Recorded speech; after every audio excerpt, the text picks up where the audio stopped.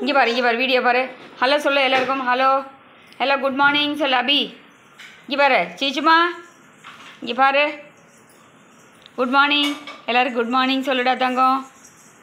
Good morning சீக்கிரம் சொல்லு. Good morning சொல்லு. எல்லாருக்கும் வணக்கம் சொல்லுவா. இங்கே பாரு சொல்லுவா. எல்லாருக்கும் வணக்கம். இன்றைக்கி என்ன பார்க்க போகிறோம் அப்படின்னா, இன்றைக்கி வந்து அபியாத்தில் தான் விளாக் பார்க்க போகிறோம். கார்த்தால வந்து காஃபி ஆகிடுது. ஸோ அதுக்கப்புறம் இப்போ தான் வந்து மாமி வந்து ஒரு பக்கம் சமைக்கிறதுக்காக குக்கர் வச்சுருக்கா. அப்புறம் இன்னொரு பக்கம் வந்து டிஃபனுக்கு வந்து தோசை வாக்க போகிறா. வசு வந்து குளிச்சுட்டு ரெடி ஆகிட்டான். எண்ணெய் தேய்ச்சி குளிச்சுட்டு ரெடி ஆகிட்டான் வசு. இங்கே பாரு எல்லாருக்கும் குட் மார்னிங் சொல்ல. குட் மார்னிங் எல்லோரும். வசு எப்படி இருக்கா கேட்குறாளே. Good morning. இப்போ அவளுக்கு ஃப்ரிட்ஜை திறந்து அதுலேருந்து ஏதாவது எடுக்கணும். சாக்லேட் எடுக்கணும், இல்லை திராட்சை எடுக்கணும். இங்கே வா எடுக்கலாம். வாடா வா. இப்போ எல்லாருக்கும் குட் மார்னிங். Okay super. ஏதாவது கையில் கொடுத்தா தான் அதுக்கு உடனே குட் மார்னிங் சொல்லணும். மாமம் சாப்பிட போகிறேன்னு சொல்லு எல்லாருக்கும். மாமம் சாப்பிட போகிறேன்னு சொல்லு.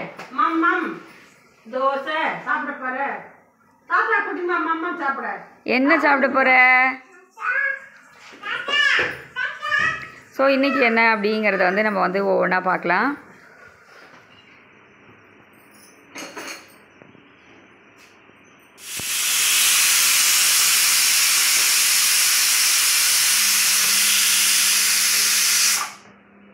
வசுவுக்கு வந்து தோசை ரெடி ஆகிடுது.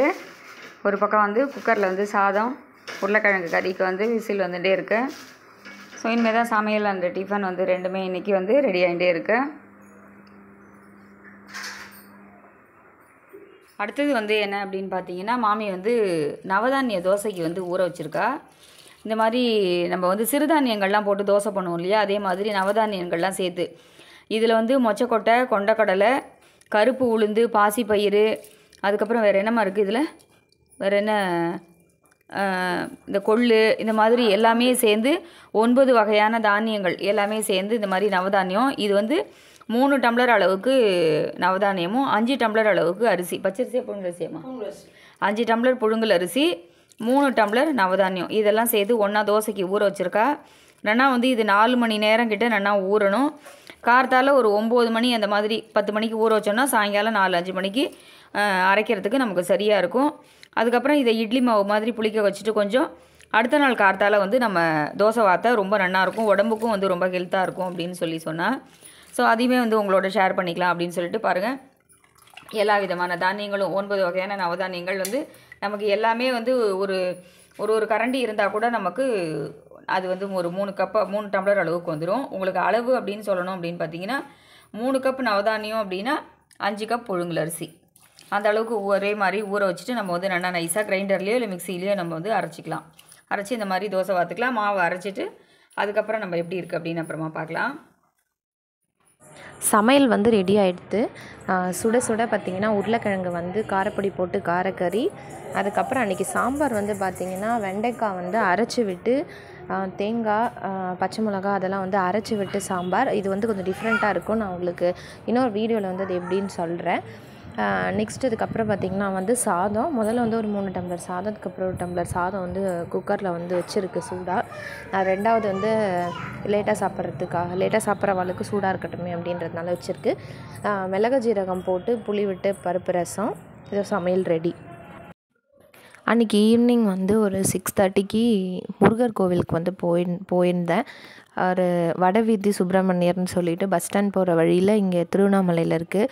கோவில் வந்து ரொம்ப பெரிய கோவில். நான் இதுக்கு முன்னாடி பார்த்ததில்ல. ஒரு தடவை அந்த வழி கிராஸ் பண்ணி போகும்போது ரொம்ப க்ரௌடாகவும் இருந்தது. என்ன கோவில் அப்படின்னு பார்த்தா வடவீதி சுப்பிரமணியர்னு போட்டிருந்தது. அதிலேருந்தே ஒரு தடவை அந்த கோவில் போய் பார்க்கணும் அப்படின்னு மனசில் நினச்சிட்டே இருந்தேன். பட் என்னால் உடனே போக முடியல. இப்போது லாஸ்ட்டு வந்து ஒரு 2 செவ்வாய்க்கிழமை ஈவினிங் வந்து போவேன். ரொம்பவே பெரிய கோவில் அது. க்யூ வந்து ரொம்ப நிறைய பேர் நிற்பாங்க. ஒரு ½ அன் ஹவர்லேருந்து 1 ஹவர் கிட்டே க்யூவில் நின்று போகிற மாதிரி, அந்தளவுக்கு ரொம்ப சக்தி வாய்ந்த முருகர் போல் இருக்குது. எனக்கு வந்து தெரியாதாங்க அந்த மாதிரி ஒரு முருகர் கோவில் இருக்குது அப்படின்னு. அந்த பக்கம் க்ராஸ் பண்ணி போகும்போது தான் எனக்கு தெரிஞ்சுது. அதுலேருந்து ஒரு 2 செவ்வாய்க்கிழமையாக வந்து நான் போயின்னு இருக்கேன்.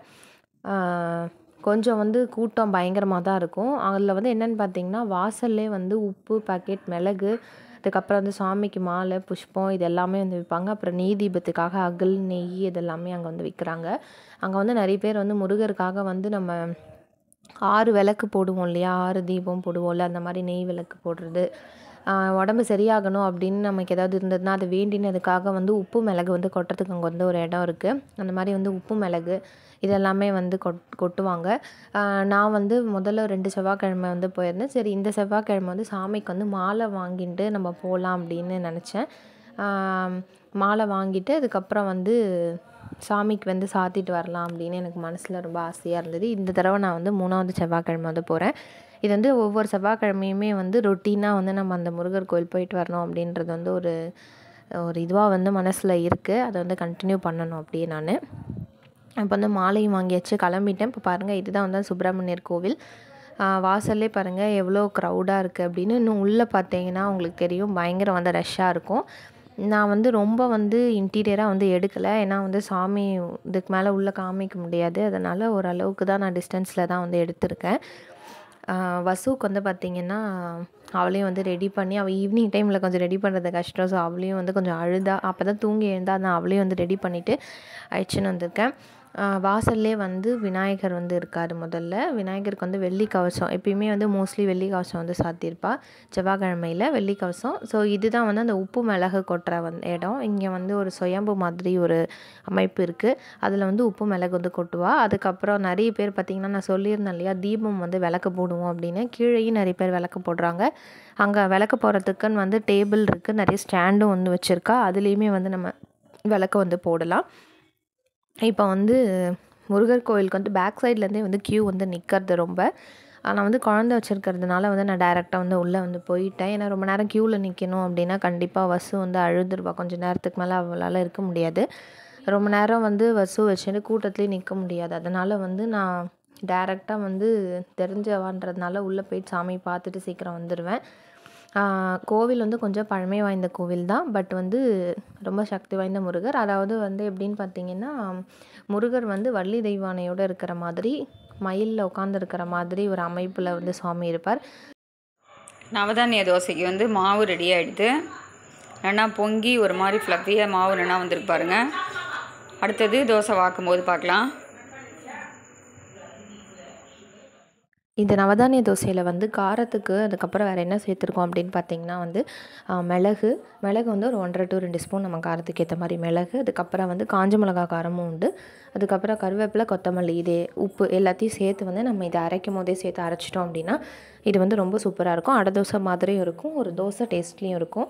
ஸோ நீங்கள் எல்லாருமே வந்து கண்டிப்பாக இந்த நவதானிய அடை தோசை இல்லை நவதானிய தோசை ட்ரை பண்ணுங்கள். எப்படி இருக்குன்னு எனக்கு வந்து நெக்ஸ்ட்டு வீடியோலையோ இல்லை அடுத்தடுத்து நீங்கள் பார்க்குற வீடியோஸ்லாம் எனக்கு வந்து கமெண்ட் பண்ணுங்கள். இதே மாதிரி நான் மறுபடியும் வேறொரு வீடியோவில் வந்து சந்திக்கிறேன். நன்றி, வணக்கம்.